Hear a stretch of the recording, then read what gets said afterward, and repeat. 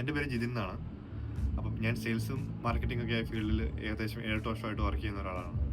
അപ്പോൾ കരിയറിലൊരു ഗ്യാപ്പ് വന്ന സമയത്ത് ഞാൻ എൻ്റെ എന്തെങ്കിലും ആ ഒരു സമയത്ത് വെറുതെ ഇരിക്കുന്നത് എന്തെങ്കിലും ഒരു സ്കില്ല് ഇമ്പ്രൂവ് ചെയ്യാൻ വേണ്ടി, ആ സോഫ്റ്റ് സ്കിൽ ഇമ്പ്രൂവ് ചെയ്യാൻ വേണ്ടി എന്തെങ്കിലും ഒരു കോഴ്സ് ചെയ്യുന്നതിനെക്കുറിച്ച് ആലോചിച്ചായിരുന്നു. അപ്പോഴാണ് എനിക്കൊരു മാർക്കറ്റ് റിസർച്ച് ചെയ്യുന്ന കാര്യങ്ങളൊക്കെ മനസ്സിലായത്. ഇപ്പോൾ മാർക്കറ്റുമായിട്ട് എന്തെങ്കിലും ബന്ധപ്പെട്ട കാര്യങ്ങളാണ് ചെയ്യാൻ ഞാൻ ഉദ്ദേശിച്ചത്. അപ്പോൾ ആ സമയത്ത് ഡിജിറ്റൽ മാർക്കറ്റിങ്ങിൻ്റെ ഒരു കോഴ്സ് ചെയ്യാൻ വേണ്ടി ഞാൻ ചെയ്യാമെന്ന് ഞാൻ തീരുമാനിച്ചു.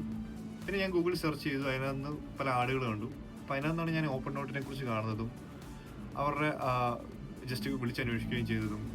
പിന്നെ അതിന് ശേഷം അവർ ആ ഡെമോ കാണിച്ചു തന്നു.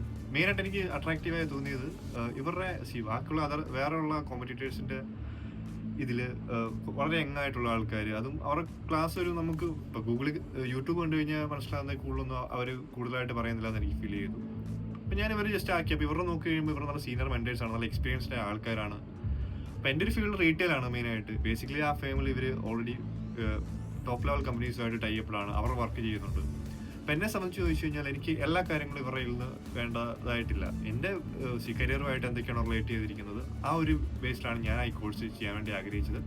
അപ്പോൾ നമുക്ക് ഓൾറെഡി കസ്റ്റമൈസ്ഡ് ആയിട്ടുള്ള കോഴ്സായിരുന്നു ചെയ്തത്.